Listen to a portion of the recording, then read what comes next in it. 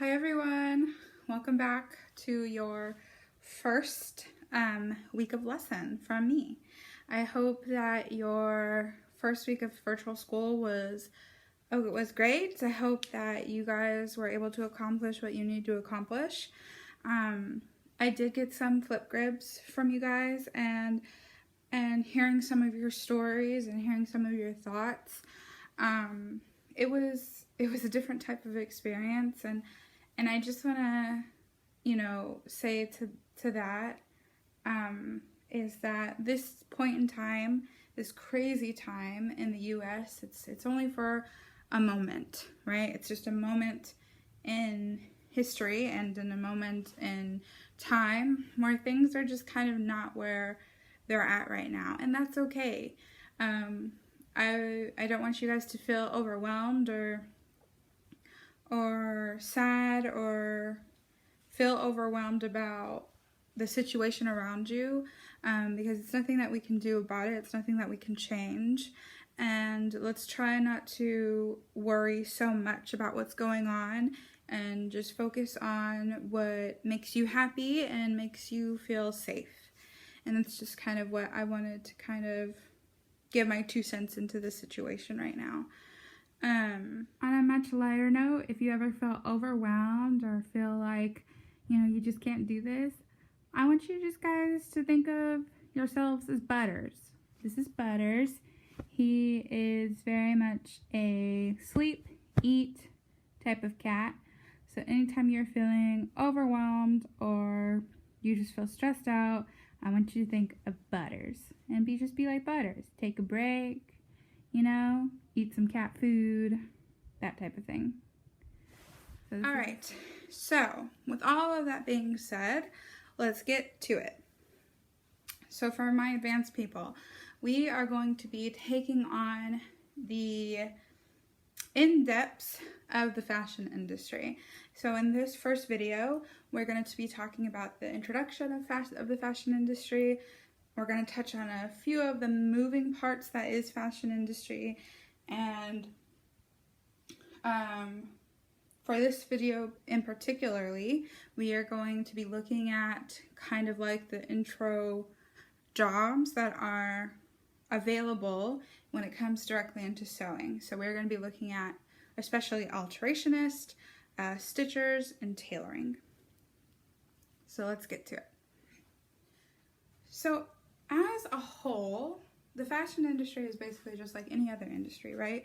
I think a major big industry here in Pasadena is going to work in the plants, right? There's many different moving parts in the plants, just like there's many different parts in the fashion industry. Pasadena is just not a hub for fashion industry like it is plant industry. So there's a lot of moving parts in the fashion industry.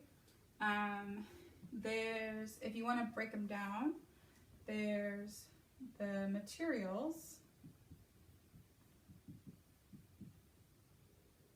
right? Materials, tools, that type of industry. So we use a lot of tools, right? It's not just the sewing machine, it's the thread, it's the needles. What else? It's the rulers, it's the tailor's chalk, it's the fabric. There's a lot of different moving parts, and that's just one of them, right? So if you wanted to become in the fashion industry, this is another aspect of the industry that you could look at, is being more in depth with the tools side of it instead of the actual fashion of it. All right.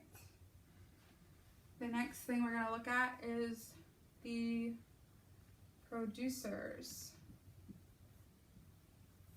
in fashion.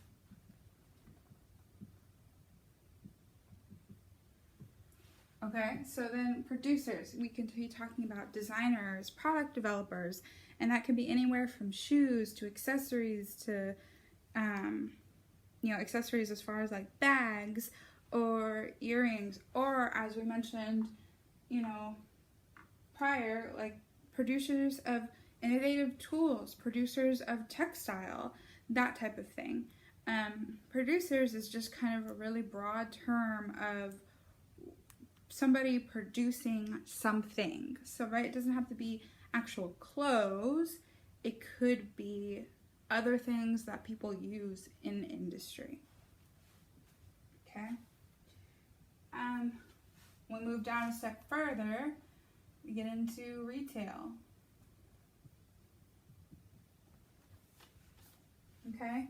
And retail is kind of like the biggest portion of what we have here in Pasadena, right? There's, Kohl's, JCPenney, H&M, Forever 21. Those are retailers of the producers of fashion. Also, you could look at other retailers such as Hobby Lobby, Joann's, Michael's. Those are also retailers of producers in fashion. So that's just another aspect or another arm of the fashion industry. All right. So if I was going to draw this out, it would kind of be like, this is the main thing, right? Materials and tools. You can't really have producers without the tools you need, right? A designer can't design without fabric and pattern paper and sewing machines. So that's kind of like the hub of things. Then I would kind of make this other donut and say this is the producers, right? So you have materials and tools producers need in order to produce product.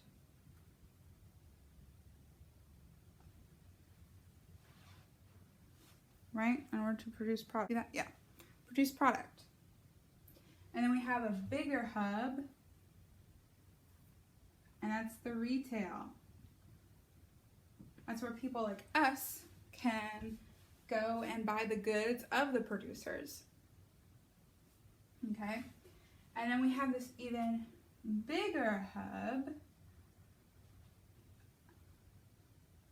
of surrounding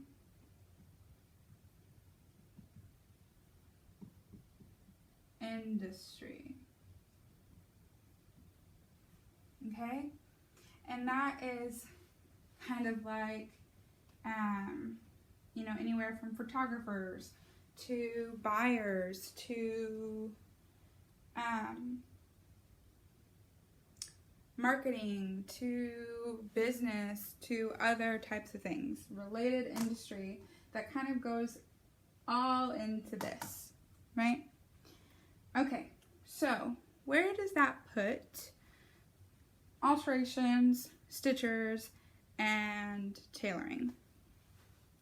And they're right kind of in here, in this little section between producers and retail. And I'm going to explain why in just a minute. All right, so let's break it down. Let's look at tailors or alterationists, or people that do alterations. So the definition of a tailor is a person whose occupation is making fitted clothes, such as, examples, suits, pants, jackets, to fit individual customers. Okay? So these are people that you are going to find at suit stores. You're going to find at high-end retailers, couture boutiques, special occasion retailers. You'll also find them at dry cleaners, quinceañera shops, bridal shops, those types of environments, those types of jobs. So we are dealing with a job that already has an item, right? There is already a product that is out. Their job is just to make sure that it's going to fit the customer that wants it, which is really important, especially to more high-end, high-paying customers. You're paying, thousands of dollars for this one particular dress that they only made 4 of.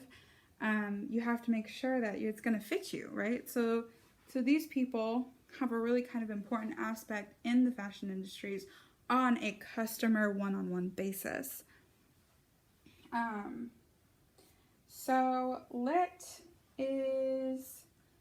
look into the types of characteristics that a tailor or an alternist would have to have in order to pursue a job. All right, so let's look at some of the skills they would have to have. This person pursuing this job would have to know how clothes fit. So fit is really important in industry, whether you're fitting a sample on a model for a show or you're fitting different types of jackets. It's really important that the tailor or alterationist knows how something is supposed to look and how they can accommodate each type of body type. So when we talk about how clothes fits, you have to really pay attention to how, let's say, your jeans fit and why they fit a certain way, how a blouse fits and how it's supposed to fit a certain way. So you kind of have to have an eye on different body types and how to accommodate how clothes are going to fit on those body types.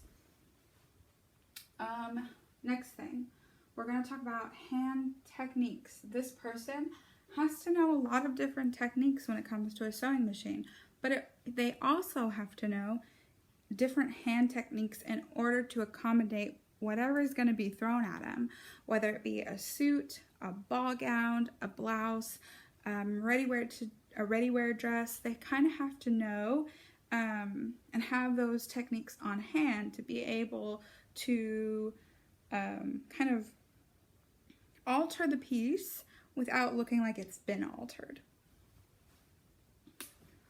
Another good skill that they would have to have is problem solving. So we kind of touched on that in the step before that, was that problem solving at its finest, right? So if I'm coming to you to fix clothes, I don't know why it doesn't fit.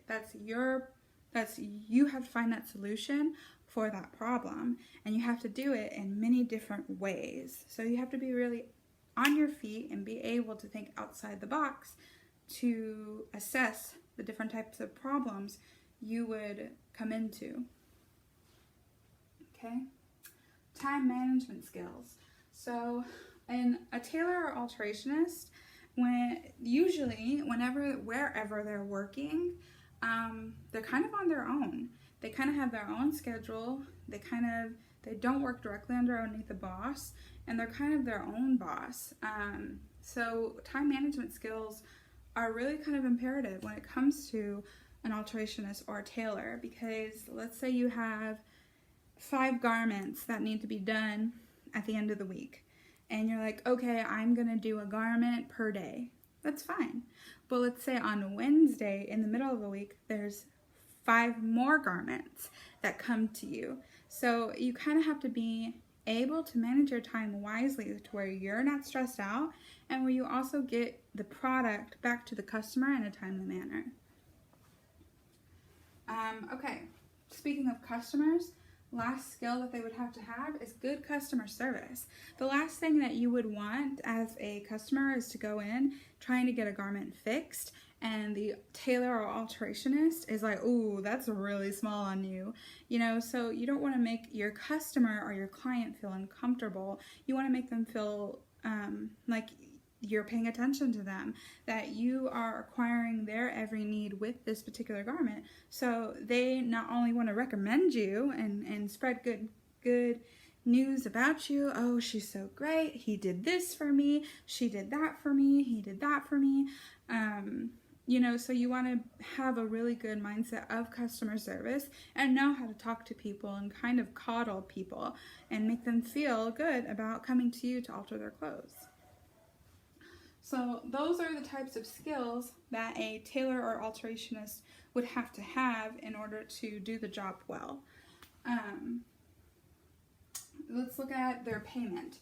So a salary could be from anywhere to $40K to $86K a year. So let's look at the lower end for a second. And then we can also see this lower end, $10 an hour versus $20 an hour, right? So let's take a look at the lower end.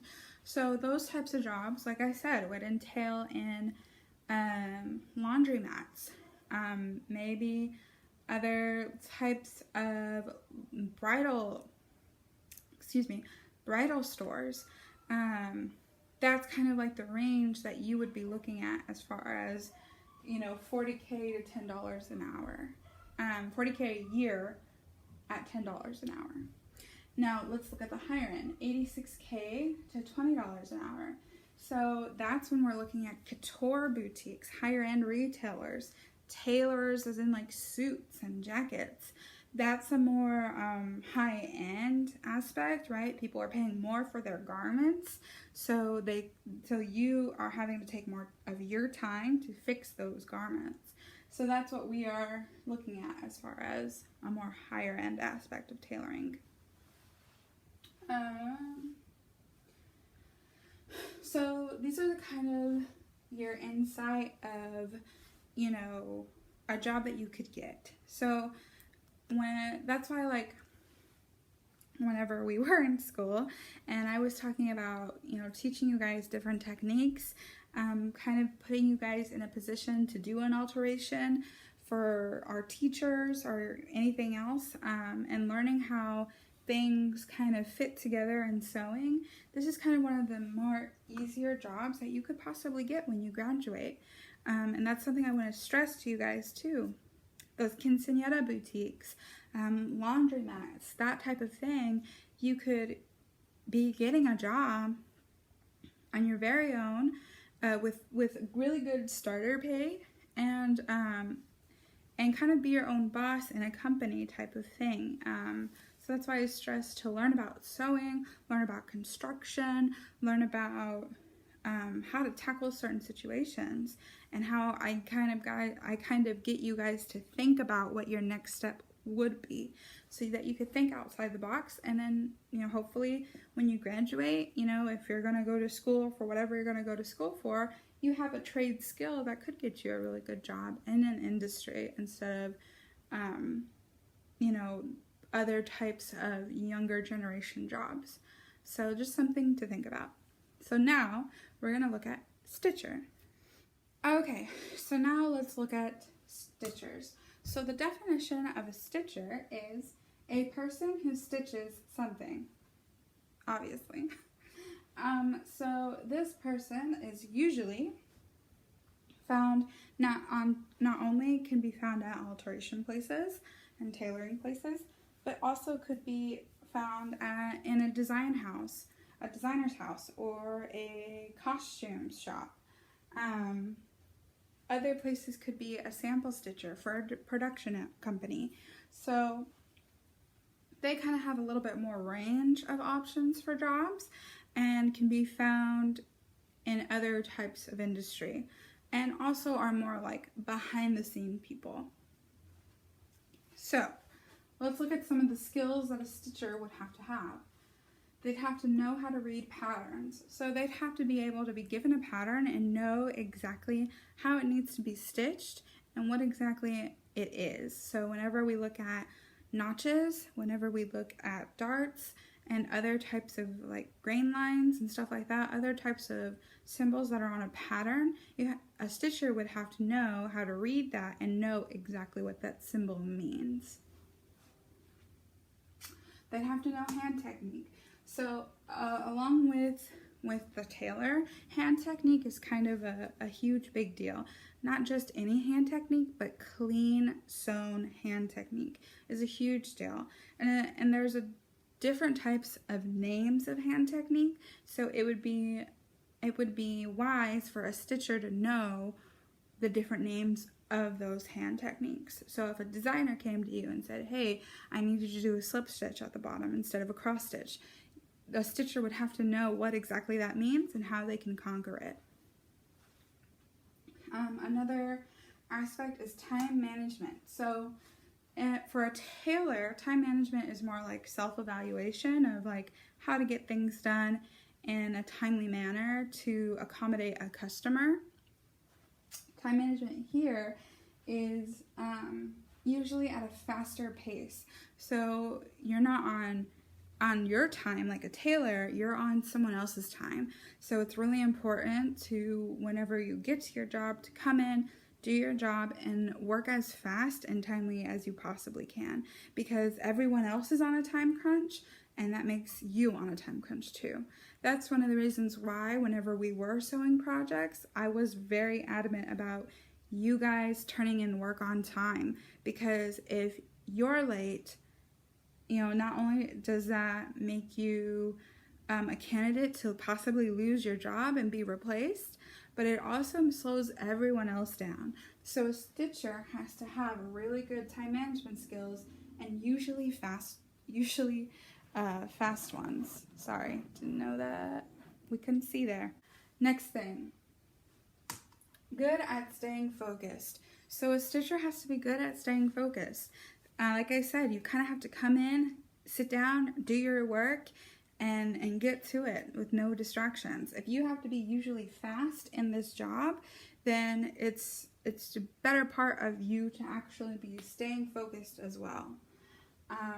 Another aspect is good with repetitive work. So as a stitcher, you have to be okay with the fact that one day you might just be sewing darts the whole day, or maybe sewing one particular type of garment that whole week. You have to be okay with repetitive work. And some people enjoy that. There's no thought in it. There's no critical thinking. It's just kind of like, muscle motion. You're doing the same thing over and over and over again. And some people like that. Second to last, you have to have sharp sewing skills. So your sewing skills have to be on point. If we're talking about a very fast-paced environment, there is no time to go back and unstitch it and rip it out. You have to be able to be on point with your stitching and be able to accomplish the same type of stitching over and over again. So your sewing skills have to be really good, which is again why we practice sewing and why I want us to continue sewing different projects and stuff like that, so that we can get your skill set to that next level. Lastly, you have to know order of process. So whenever I ask you guys, like, hey, what was your first step when you did your sloper? You have to have that in your mind, that if I was to give you another pattern, you'd be able to look at it and be like, okay, I have to sew this first, and then this first, and this first. For an example, for a shirt, we have to sew our darts first, and then we have to sew shoulders and sides before we can put the sleeve in. So it's just stuff like that. You have to know your step by step and how you are going to accomplish a garment. All right, so let's look at money. So a salary would be anywhere between $22,000 a year to $33,000 a year. And hourly would be anywhere from $10 an hour to $22 an hour. So they are paid hourly, and like I said, you could be seen in costume shops and other places with interiors, sewing for a designer, sample sewing, that type of thing. And those all require fast-paced, sharp-skilled environments. And this kind of takes wherever I guess you're at. At the ballet, I started at $14.75 an hour. So I was kind of like the lower middle end of this spectrum. So it just kind of depends on where you are applying and what their budget is. So this is what we've covered. We've covered the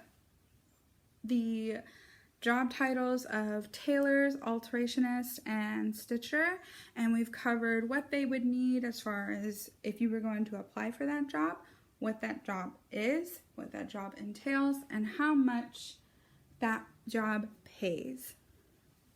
So, your assignment is to find a job that's like that.